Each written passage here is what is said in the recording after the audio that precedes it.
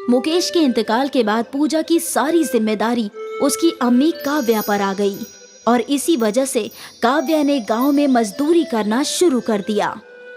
वो कंस्ट्रक्शन में मजदूरी करती थी। उसे रोज के 100 रुपए दिहाड़ी मिलती थी। अरे काव्या, जल्दी जल्दी हाथ चलाओ। भाईजान, कर तो रही हूँ। काव्या बहुत कमजोर थी। उसका जिस्म कमजोर था और इसी वजह से वो अक्सर बीमार रहती थी। काव्या की बेटी पूजा भी कमजोर थी और इसकी वजह थी कि उनके पास खाने को गिजायत से भरपूर खाना न था। वो रूखी सूखी खाकर अपना गुजारा कर रहे थे। अम्मी, आज भी बस चावल? हाँ, अब इससे ज्यादा क्या खरीदती, पैसे हैं ही नहीं। कोई बात नहीं अम्मी, हम यही खा लेंगे। अक्सर दोनों माँ बेटी को सिर्फ चावल खाकर ही अपना पेट भरना पड़ता था। पूजा रोज स्कूल जाती थी और रोज बच्चे उसके पतले होने का मजाक उड़ाया करते थे। देख, आ गई लकड़ी की तीली। मैं भूख भी मारूंगी ना तो वो उड़ जाएगी। पूजा किसी को कुछ नहीं बोला करती थी, बस तन्हा रोया करती थी। एक रोज कुछ लड़कियों ने पूजा को धक्का दिया और वो बेचारी गिर गई।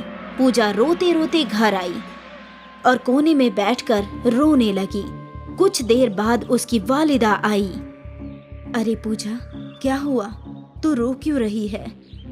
काव्या ने पूजा की चोट देखी। ये कैसे हुआ? राधा ने मुझे धक्का दे दिया। लेकिन क्यों? राधा और बाकी लड़कियां अक्सर मेरे पतले होने का मजाक उड़ाती है और आज तो उन लोगों ने मुझे धक्का देकर गिरा ही दिया। तो तू टीचर को शिकायत क्यों नहीं करती? मैंने कई दफा टीचर से कहा है, लेकिन वो मेरी सुनती ही नहीं। तू फिक्र मत कर, कल मैं तेरी टीचर से बात करूंगी। अगली सुबह काव्या टीचर से मिलने गई। टीचर जी, सारे बच्चे पूजा का बहुत मजाक उड़ाते हैं और कल तो उन लोगों ने पूजा को धक्का ही दे दिया। ये देखिए चोट। अब बच्चे हैं तो मस्ती तो करेंगे ही, अब इसमें भला हम क्या कर सकते हैं? आपको अपनी बेटी को गिजायत से खाना खिलाना चाहिए ताकि वो भी सबको मुंह तोड़ जवाब दे सके। ऐसे मैं कब तक उसे बचा पाऊंगी? आज तो मैं उन्हें डांट दूंगी, लेकिन लगता नहीं है कि बच्चे मानेंगे। आप मेरी बात पे गौर करना। ठीक है। काव्या स्कूल से बाहर आ गई। वो परेशान थी कि वो क्या करे। यहाँ मेरे पास भरपेट खाने के लिए पैसे नहीं हैं। पूजा को गिजायत से भरपूर खाना कहाँ से खिलाऊं, कैसे खिलाऊं? वो सोच ही रही थी कि तभी उसने देखा कि एक ज़ईफा खातून चारे की एक बड़ी सी गठरी सर पे लादे लड़खड़ा कर चल रही थी। वो गिरने ही वाली थी कि काव्या ने उसे पकड़ लिया। संभल कर अम्मा, लाइए मैं उठाती हूँ।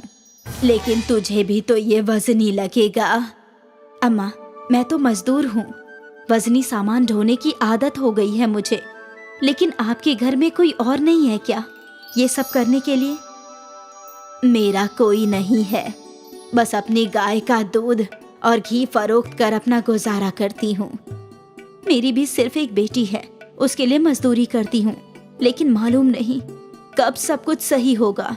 क्यों, ऐसा क्या हो गया? मैं मजदूरी करके जो कमाती हूँ उससे बस रूखा सूखा ही खिला पाती हूँ। मेरी पूजा बहुत ही कमजोर है।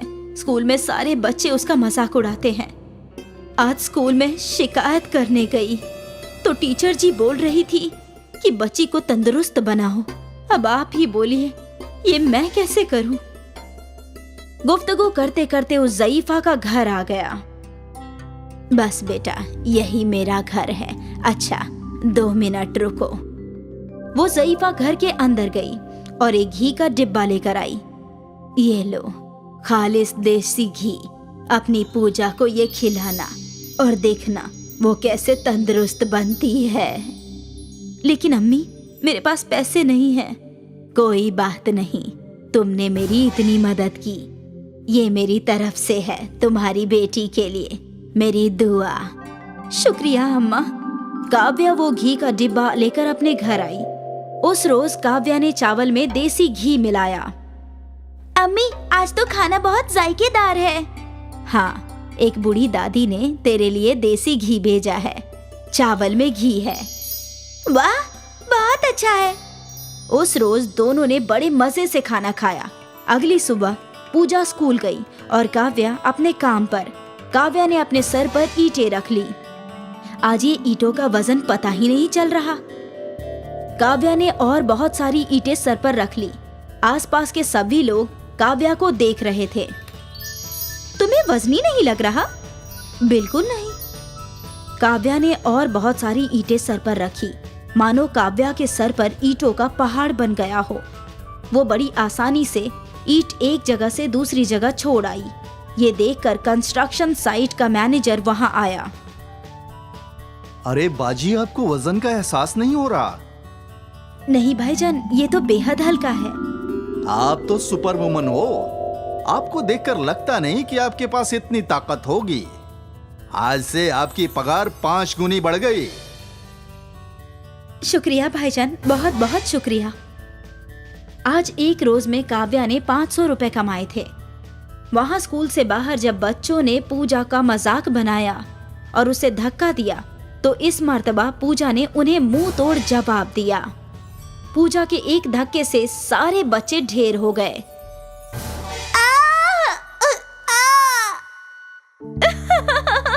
कैसा लगा? बुरा लगा ना? मुझे भी बहुत बुरा लगता है जब तुम सब मेरा मजाक उड़ाती हो। पूजा ने उन लड़कियों को उठाया। मैं तुम सबसे झगड़ा नहीं करना चाहती। क्या हम सब दोस्त बन सकते हैं? हाँ, आज से हम सब दोस्त हैं। सभी लड़कियों ने पूजा को गले लगाया और पूजा बेहद खुश हुई। दोनों माँ बेटी जब घर पहुंची तो दोनों बेहद खुश थी। अम्मी, अब सभी लड़कियां मेरी दोस्त हैं। सब कुछ सही हो गया। पूजा ने अपनी अम्मी को सारा वाकया बताया। अच्छी बात है, एक तेरी परेशानी भी हल हो गई और मेरी भी। देख, आज मैंने 500 रुपए कमाए हैं। 500 रुपए? अब से मैं रोज तुझे गिज़ायत से भरपूर खाना खिलाऊंगी। फिलहाल मुझे तो बहुत भूख लगी है। माँ, आज भी खाने में घी डालना। ठीक है। काव्या खाना बनाने लगी और उसने घी का डिब्बा खोला तो वो हैरान रह गई। कल मैंने इतना सारा घी निकाला था, ये डब्बा वापस से कैसे भर गया? कहीं ये इस घी का कमाल तो नहीं है? हाँ, कल तक हम दोनों कमजोर थे, रातों रात ये सब कैसे हो सकता है? ये तो वो दादी अम्मा ही बता सकती हैं। पूजा, खाना थोड़ी देर में खाते हैं, पहले दादी अम्मा के पास जाकर आएंगे। ठीक है अम्मा। काव्या पूजा को अपने साथ उसी जगह ले गई, लेकिन अब वो जगह पहले जैसी नहीं थी। अब वो एक खंडहर था। अरे भाईजान, यहाँ एक ज़ईफा अम्मा रहती थी, दूध और घी वाली। उनका इंतकाल हुए तो कई साल गुजर गए। क्या? ये सुनकर काव्या हैरान थी। वो लोग घर लौटे। वो दादी अम्मा अगर मर चुकी है तो मुझे कौन मिली थी? शायद ऊपर वाला खुद उनकी शक्ल में आया था हमारी मदद करने। काव्या ने खाना बनाना शुरू किया और चावल में घी डाला। शुक्रिया दादी अम्मा, आपके जादुई घी ने हमारी जिंदगी बदल दी। माँ बेटी ने बड़े चाव से खाना खाया। जादुई घी की वजह से काव्या और पूजा की जिंदगी संवर गई। काव्या की आमदनी बढ़ गई और दोनों माँ बेटी दिन ब दिन तंदुरुस्त होती जा रही थी। उनकी सारी परेशानियां हल हो गई।